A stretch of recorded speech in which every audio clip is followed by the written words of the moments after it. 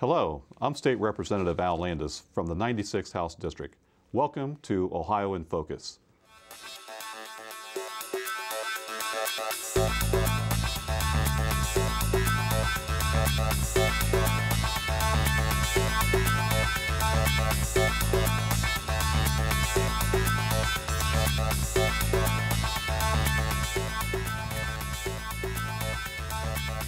Hello and welcome to this edition of Ohio in Focus, a program that brings state government to you. I'm your host, Mike Ditto. We have with us in the studio today State Representative Al Landis, who serves the 96th House District, which includes all of Harrison County as well as parts of Belmont and Tuscarawas counties.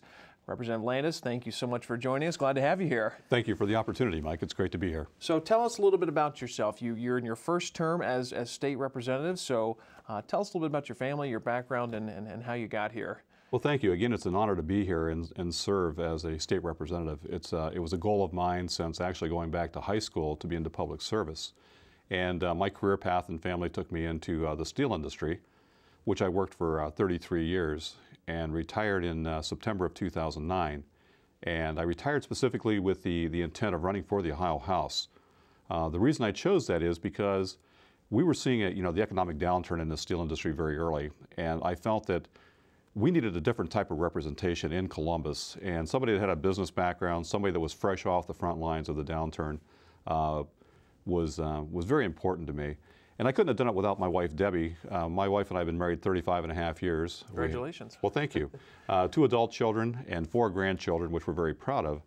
And when I look at the grandchildren, it just reiterates why I'm doing this, because we have got to make a better future for not only our children, but our grandchildren for the years to come. So again, 33 years in steel, and I think that has really helped me, coming into this process because of the pace, the pace of business and the speed of business, and I'm used to that, and I love every minute of it. So you were out on the campaign trail in 2009 and 2010. What were some of the issues that your district constituents told you about that made you want to run, or what were the things that were facing them that really has inspired you to get where you are today? Well, as this is the first time candidacy, so it was new to me, and each time you're out there, you're looking for something to validate why you're doing this. The number one question I got in the 96th district, believe it or not, was abortion. They wanted to know where I stood on the abortion issue. And of course, that was very easy for me because I'm pro-life. And that led into, the other things. The second being jobs. What are you going to do to help our area to bring jobs in here? And then, of course, after that was the budget. And believe it or not, how are we going to handle the school situation? So those were issues that were very near and dear to my heart, things that I was prepared to focus on and to tackle.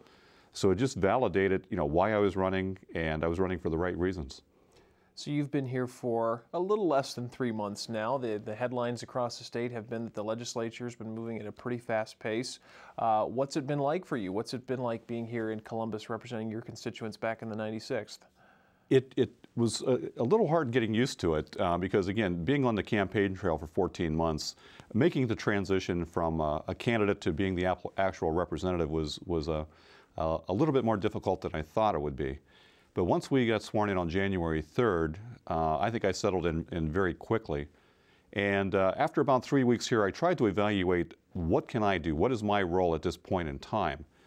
And what I came up with is that I could be a representative because I'm from the district. I worked in the district. I was born there. So I thought the best thing that I could do for my constituents is be a representative.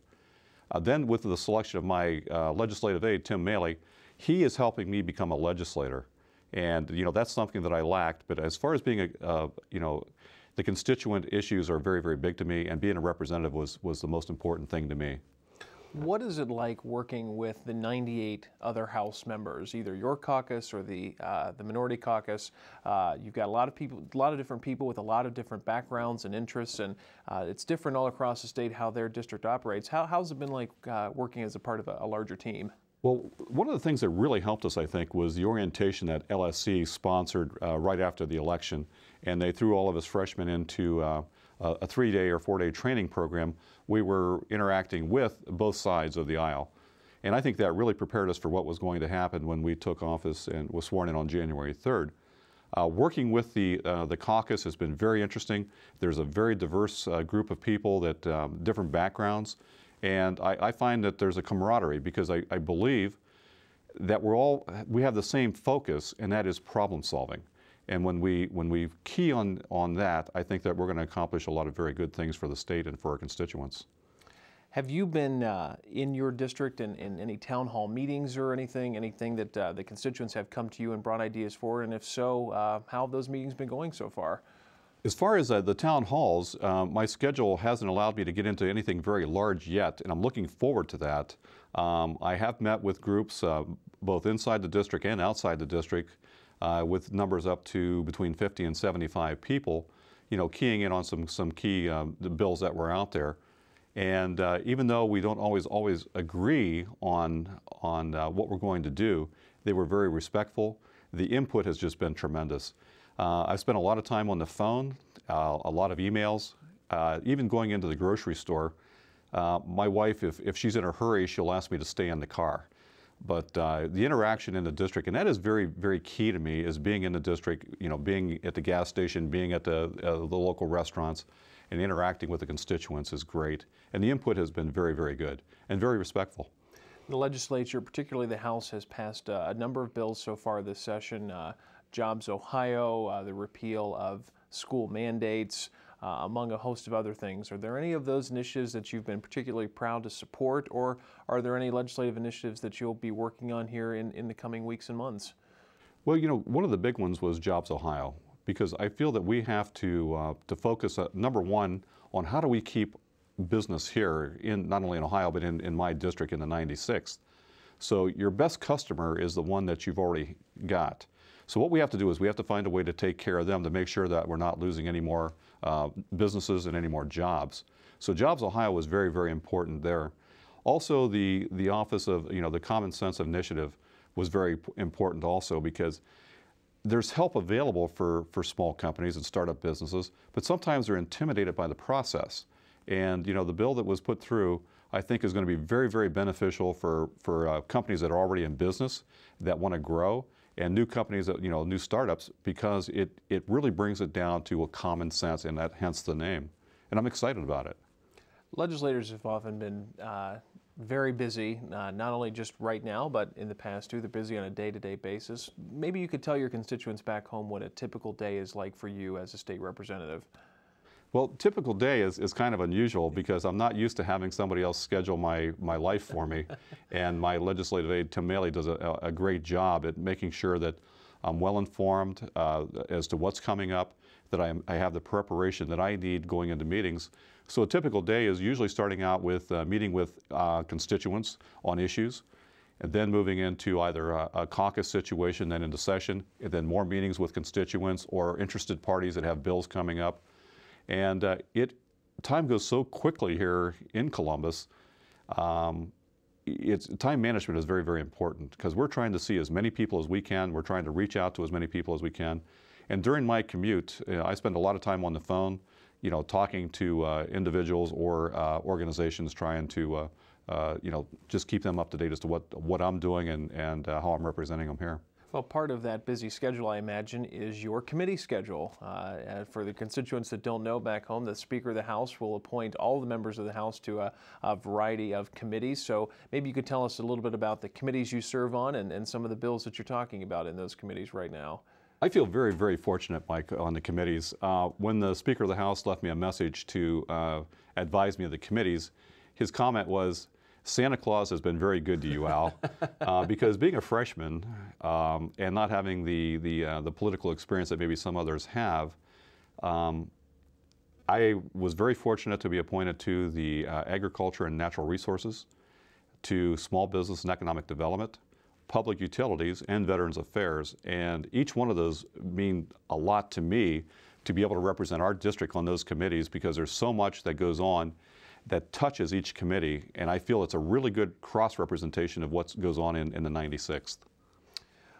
What do you think you enjoy the most about this job so far? And again, I realize we've only been in session for just a few months, but what do you enjoy most about what you do on a day-to-day basis? Well, I think that, it goes back to the reason that I ran. Number one, I like people. I really care about people. I feel my best when I'm trying to help somebody or that I can help somebody. So that was the number one thing. Number two, I love to work. And, I retired from the steel industry, which was a big step because, again, I like working. I like the industry. But working with people and getting into problem solving at this level is very, very satisfying experience, at least so far. Now, you talked a little bit too about how your district has a particular focus potentially on the abortion issue. There's been a number of right to life sponsored legislation that's been moving through the House, and I believe even some through the Senate as well. What do you say to the folks that say that the social issues aren't quite the items that should be tackled right now, that we should be focusing on jobs? Because it sounds like your district doesn't necessarily agree with that statement.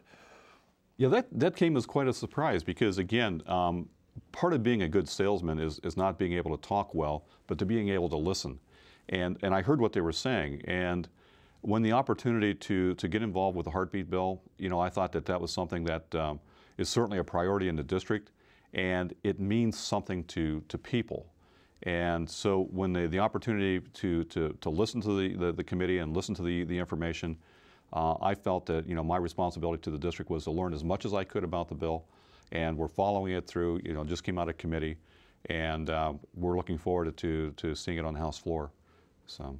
Now, you freely mentioned that you had not run for political office before. This is your first time, your first term, and you won.